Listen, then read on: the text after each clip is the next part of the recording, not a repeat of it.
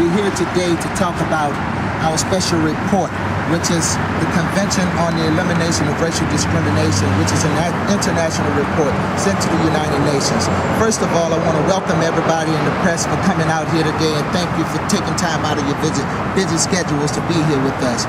But we're going to have a real brief release on this here report. We have several different speakers that's going to speak to issues regarding Orleans Parish Prison before the storm. We're going to have victims who was on the inside during the storm, the family members, as well as someone to speak from the international human rights aspects of it, someone to speak from a moral position, and someone to speak in terms of the legal remedies that will take place that's necessary in order to achieve amnesty.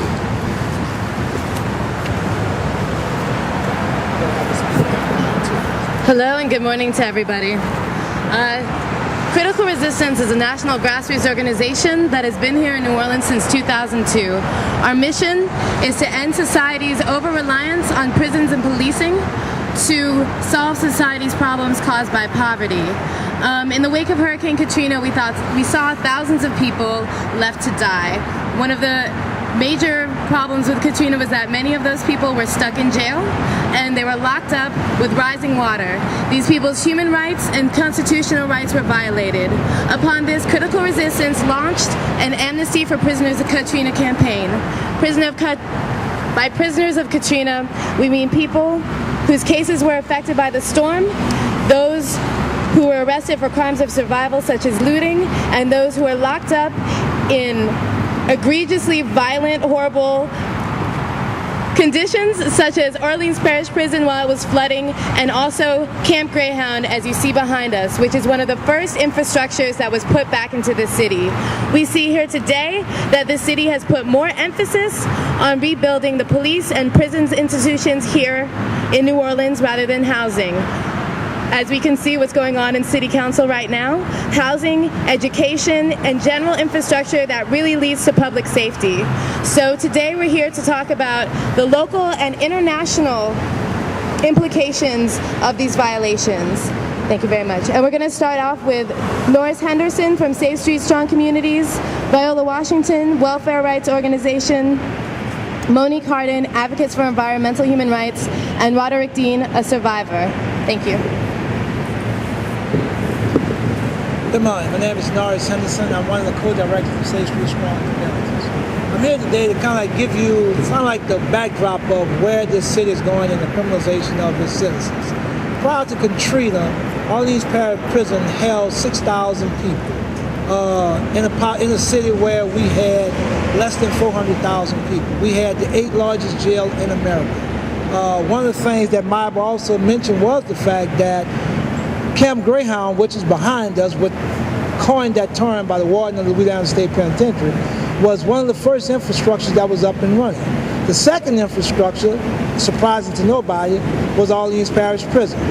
At a time when folks in this city was trying to get their schools back up and running, trying to get housing, that our government, city, state, and local, chose to fund the operation of a jail. In this post-Katrina climate, that jail has almost 3,000 people that's in it. Our police department boasts about making 1,000 arrests a week. This is insane. We're in a city that their total reliance upon good government is to arrest people, put them in jail, and not understand the caliber consequences that come from these low-level arrests that's being made.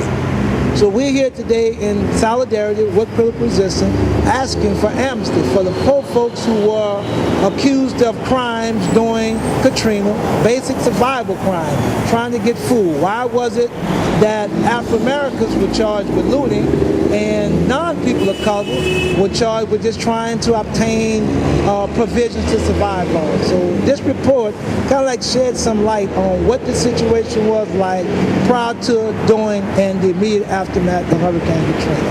Thank you.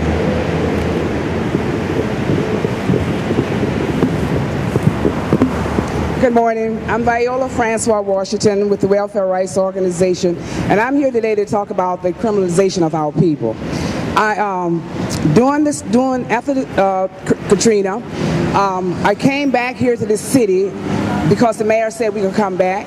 My uncle came back with us. We was harassed. He was harassed and brought right over here at Camp Davis, the jail over here. We came over to pick him up.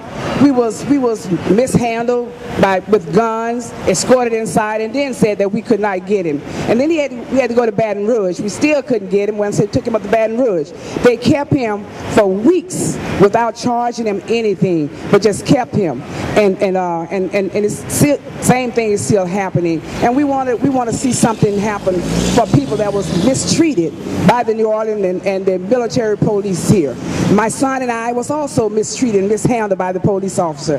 And my uncle was with us at the time. Twice he went through that. And now he was stuck in jail. We couldn't get him out. We had to wait until they decide that he could come out. And we just want to see something better happening for our people.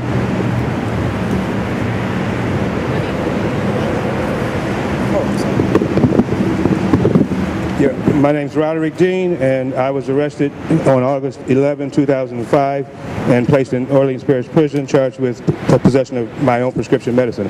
I never went to court. I was finally located in the political tier, the hospital tier, located at Templeman 1 on the first floor of the jail at the time of Hurricane Katrina. At the time of the hurricane, there was no electricity. There was no food, no water, the guards disappeared, and there was no communication with the outside world, no telephone calls at all. There was no access to courts.